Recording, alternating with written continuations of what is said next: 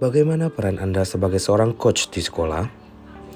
Coaching didefinisikan sebagai sebuah proses kolaborasi yang berfokus pada solusi, berorientasi pada hasil dan sistematis, di mana coach memfasilitasi peningkatan atas performa kerja, pengalaman hidup, pembelajaran diri, dan pertumbuhan pribadi dari coach. Grant tahun 1999.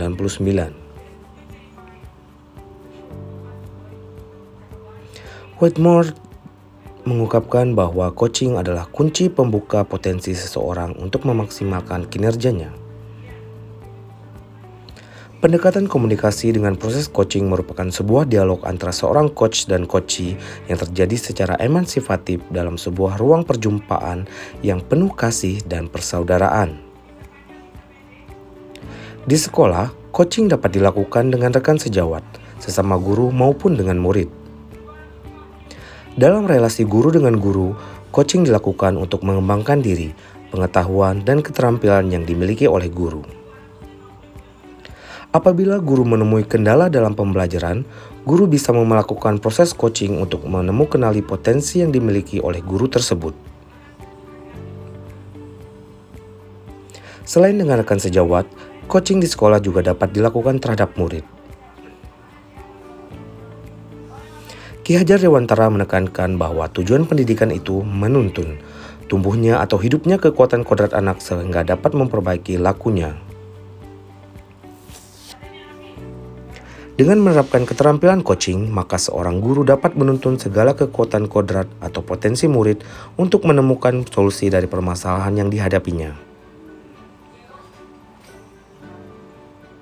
Dalam menerapkan coaching sebagai komunikasi pembelajaran antara guru dan murid, murid diberikan ruang kebebasan untuk menemukan kekuatan dirinya dan peran pendidik sebagai pamong dalam pemberi tuntunan dan memberdayakan potensi yang ada agar murid tidak kehilangan arah dan menemukan kekuatan dirinya tanpa membahayakan dirinya sendiri.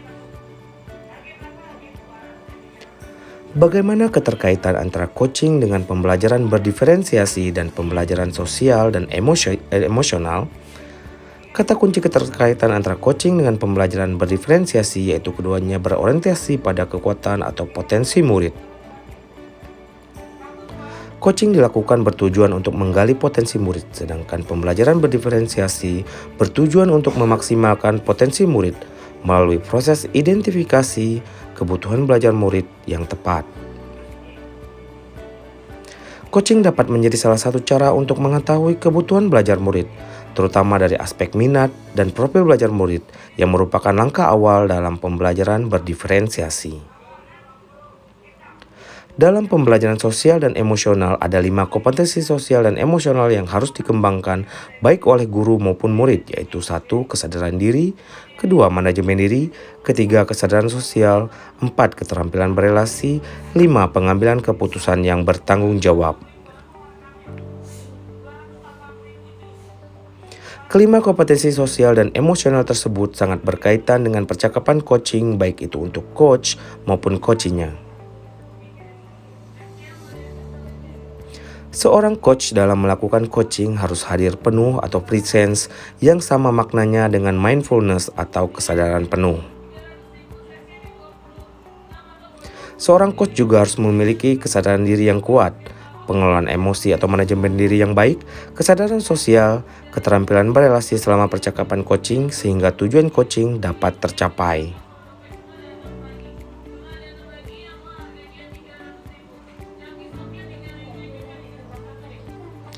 Dalam perannya sebagai coachee, murid juga akan berkembang kompetensi sosial dan emosionalnya selama proses coaching. Hal ini dapat diperoleh dari tahapan coaching dengan mengikuti Alutirta, yaitu 1. Menetapkan tujuan. Pada tahap ini, murid akan dapat mengembangkan KSE pengelolaan diri.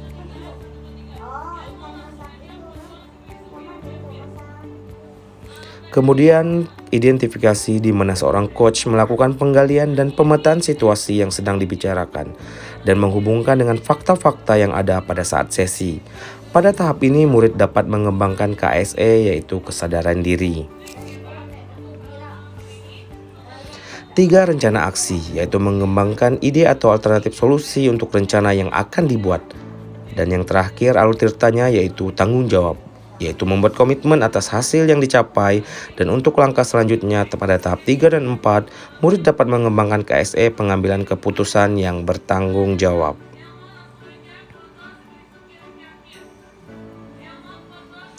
Berikutnya bagaimana keterkaitan keterampilan coaching dengan pengembangan kompetensi sebagai pemimpin pembelajaran.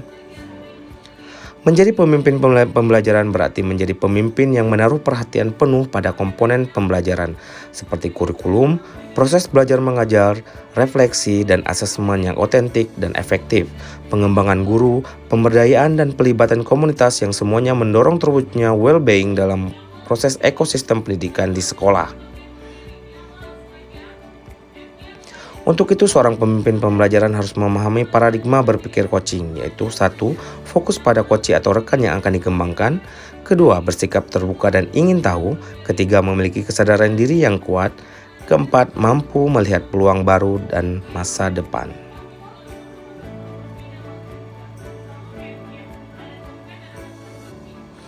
Pemimpin pembelajaran juga harus memahami prinsip coaching, yaitu 1. Kemitraan. 2. Proses kreatif. Dan yang 3, memaksimalkan potensi.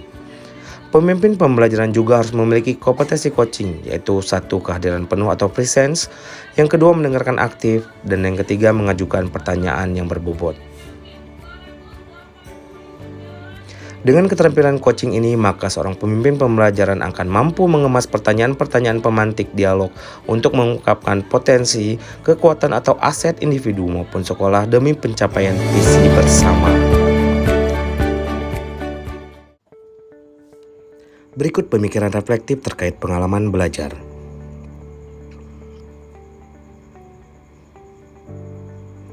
Pengalaman materi atau pembelajaran yang baru saja diperoleh, yaitu dalam modul 2.3 ini saya mempelajari tentang supervisi akademik yang bertujuan untuk pengembangan kompetensi diri dalam setiap pendidik di sekolah.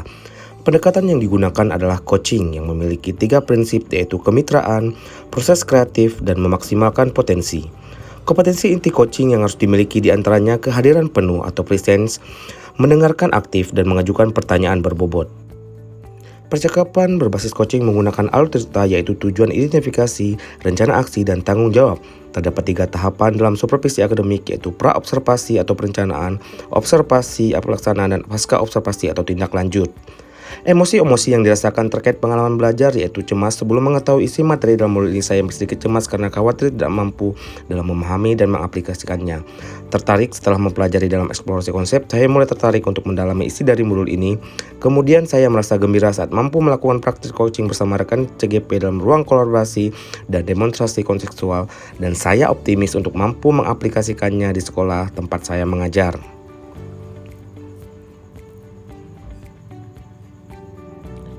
Apa yang sudah baik berkaitan dengan keterlibatan diri dalam proses belajar, saya mampu berkolaborasi dengan rekan sesama CGP saat mempraktikkan proses coaching menggunakan alur cerita dan sesuai dengan prinsip coaching dalam ruang kolaborasi dan demonstrasi konseptual, baik berperan sebagai coach, coachee maupun sebagai pengamat atau observer. Apa yang perlu diperbaiki terkait dengan keterlibatan di dalam proses belajar? Yang perlu diperbaiki adalah kemampuan dalam mengajukan pertanyaan berbobot agar dapat menggali informasi permasalahan pada diri coachee sehingga dapat menemukan solusi atas permasalahan yang dihadapi. Keterkaitan terhadap kompetensi dan kematangan diri, yaitu setelah saya mempelajari modul 2.3 tentang coaching dalam supervisi akademik, kompetensi saya mulai berkembang ditandai dengan mampu mempraktikkan proses coaching menggunakan alur cerita baik sebagai coach, coachee maupun observer. Saat saya mempraktikkan proses coaching, saya harus mampu mengendalikan diri dari asumsi-asumsi pribadi dan rasa emosi sehingga muncul kematangan berpikir dan bertindak agar sesuai dengan prinsip coaching, yaitu kemitraan, proses kreatif, dan memaksimalkan potensi.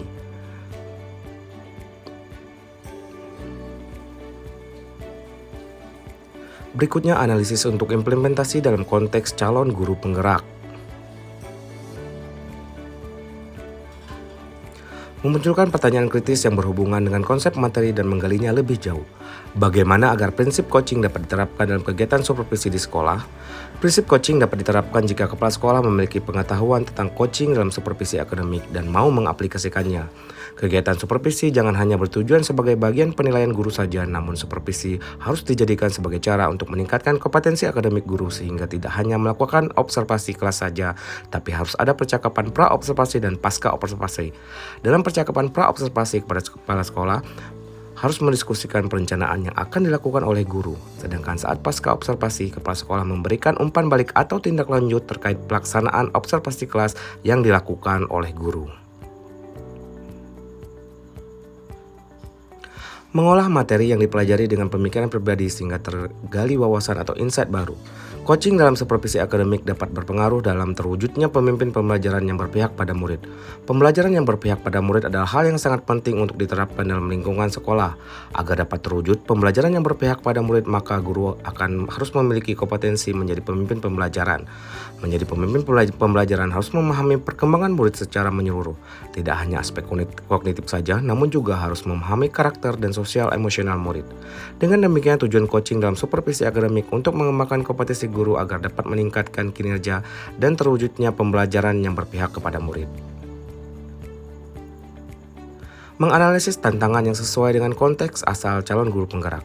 Tantangan terberat adalah menyeragamkan pemahaman tentang coaching dalam supervisi akademik kepada komunitas sekolah. Supervisi akademik hanya dijadikan sebagai penilaian rutin kepala sekolah kepada guru saja. Seharusnya dapat dijadikan sebagai pedoman untuk meningkatkan kompetensi guru dan menemukan potensi yang memberdayakan guru. Memunculkan alternatif solusi terhadap tantangan yang diidentifikasi. Alternatif solusi yang dapat dilakukan adalah melakukan sosialisasi kepada seluruh komunitas sekolah saat kegiatan rapat guru agar terjadi penyeragaman persepsi tentang makna supervisi akademik. Solusi selanjutnya adalah dengan memberikan contoh praktik coaching dalam supervisi akademik melalui berbagai media informasi digital yang dapat diakses oleh seluruh komunitas sekolah. Berikutnya, membuat keterhubungan pengalaman.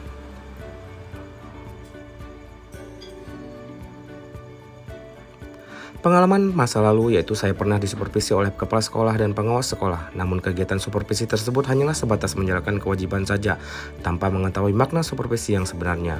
Kegiatan supervisi akademik hanya dilakukan saat kepala sekolah atau pengawas melakukan observasi kelas saja tanpa adanya kegiatan pra-observasi dan pasca-observasi sehingga hanya sebatas pembelian nilai guru saja. Penerapan di masa mendatang berdasarkan pengalaman masa lalu, bagi saya ke depannya kegiatan supervisi ini harus dijadikan salah satu bagian dalam peningkatan kompetensi guru dalam bidang akademik dengan menggunakan prinsip coaching yaitu kemitraan, proses kreatif, dan memaksimalkan potensi. Konsep atau praktik baik yang dilakukan dari modul lain yang telah dipelajari yang berhubungan dengan modul 2.3 coaching dalam supervisi akademik yaitu di modul 2.1 dalam pembelajaran berdiferensiasi, murid dikelompokkan berdasarkan kebutuhan belajarnya agar dapat memaksimalkan potensi yang dimiliki. Begitu pula dengan praktik coaching yang harus memaksimalkan potensi coachee agar dapat menemukan sendiri solusi atas permasalahan yang dihadapi. Pada modul 2.2 dalam pembelajaran sosial emosional terdapat teknik stop dan mindfulness yang dilakukan untuk dapat membuat suasana menjadi lebih kondusif. Saat melakukan coaching, seorang coach harus menerapkan teknik tersebut agar dapat fokus dan terwujud kehadiran penuh saat melakukan proses coaching.